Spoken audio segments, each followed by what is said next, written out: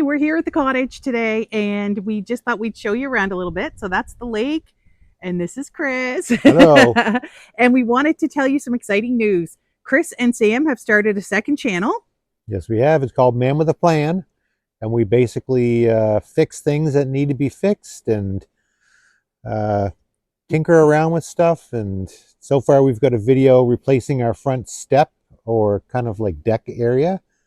We have a video comparing AGM dirt bike battery with lithium battery, and then we made one. What was the third About one? The lawnmowers. Chris Oh yes, fixes lawnmowers. and That's right. flips lawnmowers to make some extra money. Yep. So he's going to Sometimes. do, yeah. So there'll be, when he does those, there'll be videos of that as well. Yep. And you can see we've got lots of toys down here for him and Sam to be driving and fixing. So anyway, we just want to let you know, we'll leave the link in the description below. Go check it out and check out Chris's videos. They're great. Yes, and, please. and subscribe to his channel too. They'd really appreciate it. And they're wonderful videos. Thanks. So I just wanted to give you a quick view of the lake. This is the lake. It goes down pretty far. That's Chris in the background playing around with Sam's new four-wheeler. What you doing? So this is our lake. We have a little bit of a beach. We're very lucky to have this. This is our fire pit.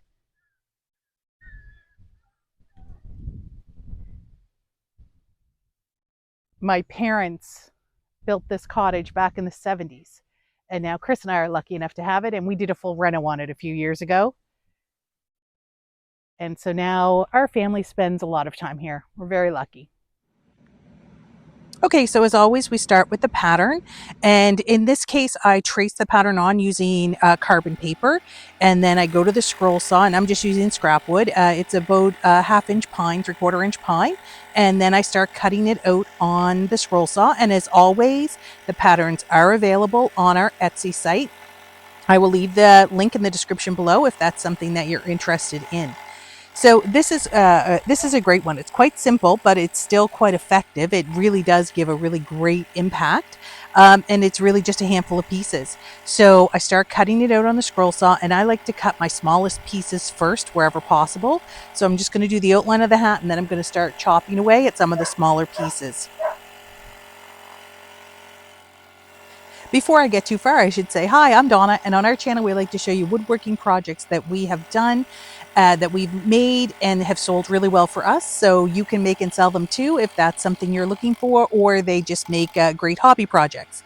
Wood art is one of my favorite things to do. We have quite a few different wood art projects on our page. If you want to look at a few more, go take a look. So as always, if you have any questions or comments, please feel free to leave them below. We'd love to hear from you and we will respond. And I also want to let you know we do have a website called ideas2ididit.com. And if you go over there, there's a little bit more in-depth information about our process and different projects we've done. And there's also, we have a newsletter. And if you sign up for our newsletter, we will email you a free wood art project. If it's something you wanted to give a try, you can get a free one and give that one a go and see what you think of it. And I promise we won't spam you. We only send out our newsletter, I don't know, every couple of weeks to a month. So back to this, you can see I just cut off one of the smaller pieces, and now I'm going to work on cutting off that little piece that's there in the middle. I'll go up on either side of it. I find it's easier to keep the wood intact and to keep the shape. Now this is pine, so it can snap if the scroll saw if it's a little too thin or a little too close to the line. So that's why I try to get the smaller pieces done first. So this one is really just a handful of pieces. So once I get those all cut out, I do give everything a light sand. When you are sanding, just be mindful that you don't want to sand too much and actually change the shape of the item. It won't fit in as well when you go to put it all back together. So I'll just finish up here and then we'll move on to staining.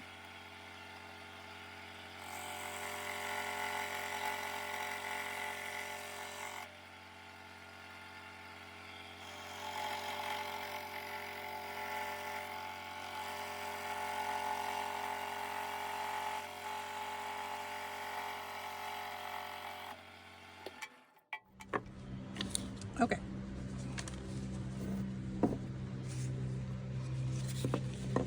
So I'm just going to give it all a quick stain. And I like the old school oil stain. I use Minwax or Varathane. I find it's much easier to work with. It does have quite a smell to it, but I don't mind that so much. And today I am outside. As you can tell, we're at the cottage. And I'll give you a quick little tour of the cottage in a bit. Well, of the property, I should say. This cottage has been in my family for many, many years.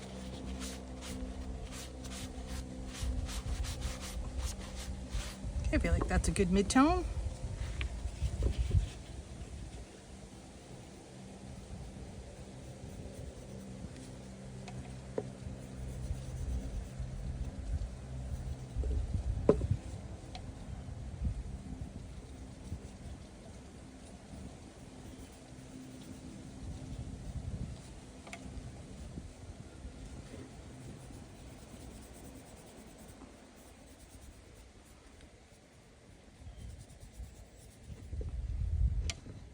And I always like to do just a little bit over the edge, just in case any of that shows through, if my cuts aren't perfect.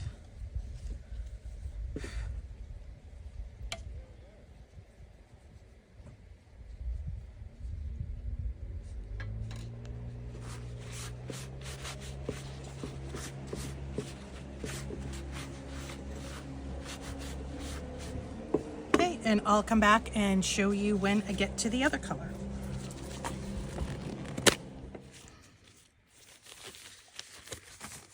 Okay, so I'm now going on to the darker shade, and I don't think I said this was Golden Oak and this is Early American. So it's just a little bit of a color difference. And I must say, my stain is bringing all of the bugs to me.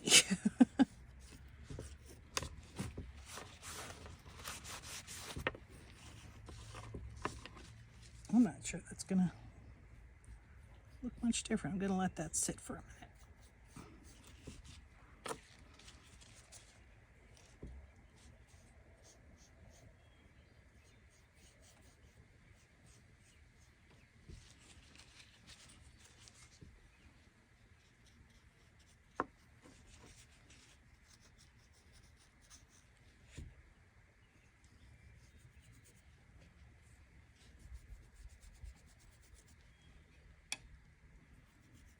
So once they're all stained, I will let them all dry and then we'll glue them together and then start doing some of the detail work. Okay, so now that it's all stained and glued together, I am now going to start doing the detail work. So what I really like to do is take some acrylic paint. I normally go with a brown and a black, just cheap acrylic paint from the dollar store is fine. And I water it down quite a bit, and then I really try to enhance the details of the piece. So the shadows, the cut lines, that sort of thing, to really help give it some extra dimension. Now, I am a painter. I've been a painter for many years, so this is one of my favorite parts of the process. But if it's not something that you're comfortable doing or you don't want to try it, they look fabulous just on their own. You don't really need to do this extra step. It's just something that I really like to do. Now, if you're not going to enhance any of the shadows or anything else, you could also consider using stains that are further apart. So like a darker stain and a lighter stain. Mine are relatively close. So you may want to go with a really dark one and a really light one and a medium tone to keep everything really separate to help build that dimension. It's that dimension that will really bring the piece to life. So you can see I'm just going around with my liner brush, which is a really thin brush, and I'm watering down black and brown paint, and then I'm just following the cut lines where there'd be a shadow. So this is where the edge of the hat would then roll into the base of the hat. And I just put a really watered down thin paint along that edge, and then I come along with a fluffier brush, a rounder brush, and it's wet. I put water on it, and then I diffuse all those edges.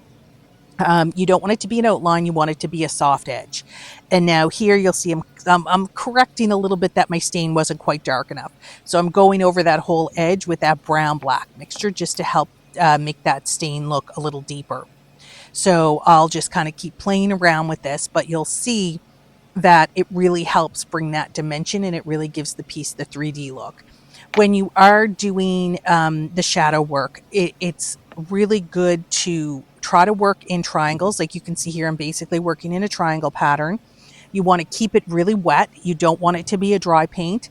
And you use your round, fuzzier brush to soften all those edges. It's really important to keep those edges really soft and diffused so you don't end up looking like you're just outlining the piece.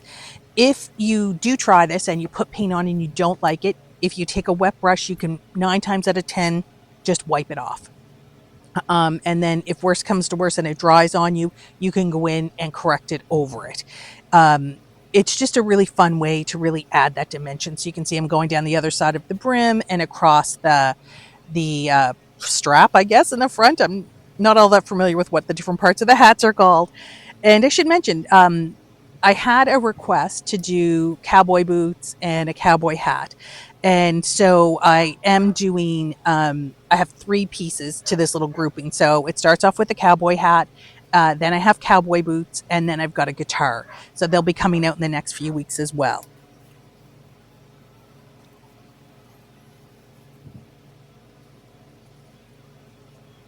So the way I like to do this, you'll notice it's a lot of thin layers of the watered down paint.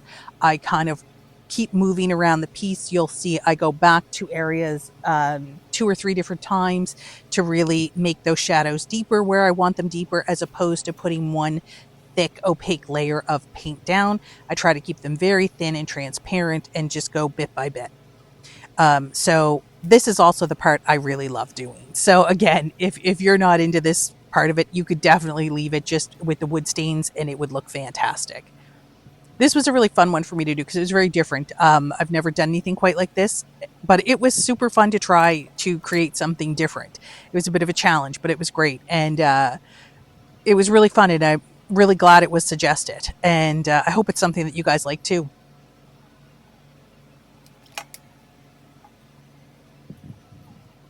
And if you have any suggestions of things you'd like me to try as well, please feel free to leave them in the comments below. We'd love to hear from you, and I'm willing to consider anything and give anything a try. And as well, oh, I didn't mention on our website, we also have a brag board where you can upload pictures of your projects as well. And we've had a few people upload, and their work is incredible. We're really trying to build this community, a really positive community around DIYing and maybe selling some of the stuff for profit, and really build a community that is positive and will really help to support each other. And we really hope, if that's something that appeals to you, that you'll go and check out our website and consider uploading a picture of your work, or joining our newsletter. And we also have social media. We've got a Facebook page and an Instagram. We're still trying to figure out all the social media stuff, but you can check those out as well, if it's something that you're interested in.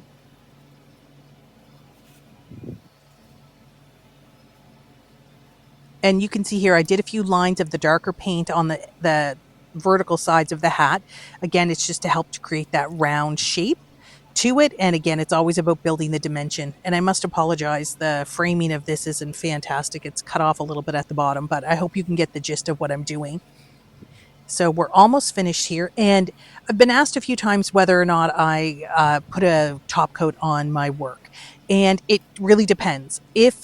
If I'm using wood that I haven't put a stain on, then yes, I absolutely do. If I'm using just acrylic paint, normally I do. If it's going to be something that goes outside, I absolutely do. When it's a stained wood, I generally don't. I feel the stain is enough of a finish on it for interior use. But again, it's really preference of what you want and the use that you're going to use it for. Oh, and I've also had this question on our patterns.